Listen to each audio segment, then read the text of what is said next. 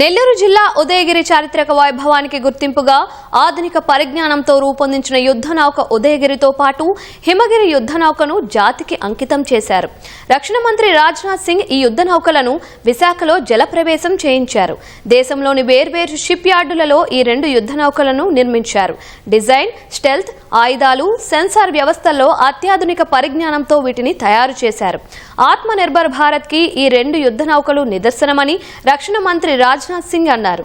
2050 నాటికి 200 యుద్ధ నౌకల నిర్మాణం చేస్తామని తెలిపారు.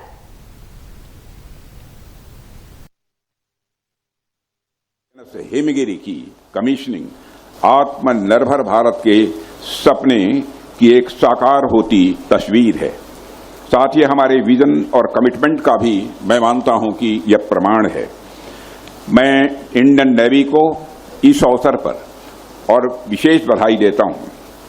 आईएनएस उदयगिरी और आईएनएस हिमगिरी के शामिल होने से हमारी नेवी की स्ट्रेंथ, उसकी रीच और उसकी रेजिलियंस में भारी बढ़ोतरी होगी, ऐसा मेरा विश्वास है. मैं पूरे विश्वास के साथ कह सकता हूं कि दोनों वारसित राष्ट्र की सुरक्षा के क्षेत्र में एक मील का पत्थर साबित होंगी. साथियों, आज इस हिस्टोरिक मोमेंट पर मुझे फिर सिटी ऑफ डेस्टिनी विशाखापट्टनम आने का अवसर प्राप्त हुआ है. विशाखापट्टनम से मेरा हमेशा एक खास जुड़ाव रहा है.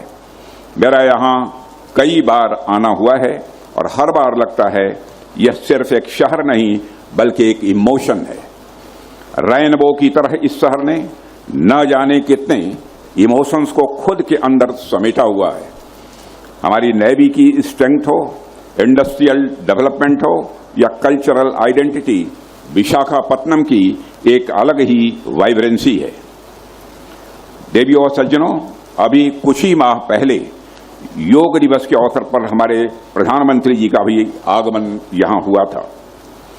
अंतर्राष्ट्रीय योग दिवस के कार्यक्रम में उन्होंने एक नया रिकॉर्ड बनाने के लिए यदि किसी शहर को इस देश में चुनाया तो विशाखापट्टनम को ही उन्होंने चुना था.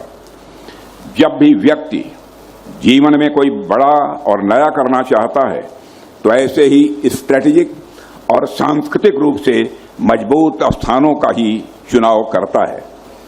उसी तरह आज हम यहाँ सैन्य क्षेत्र में भी एक नया रिकॉर्ड कायम कर रहे हैं. आज विशाखापट्टनम में आईएनएस उदयगिरी, आईएनएस हिमगिरी की जो यात्रा शुरू हो रही है वो भारत के गौरव की यात्रा है, कोई सामान्य यात्रा नहीं है. यह कमीशनिंग सबके लिए गौरव का विषय है.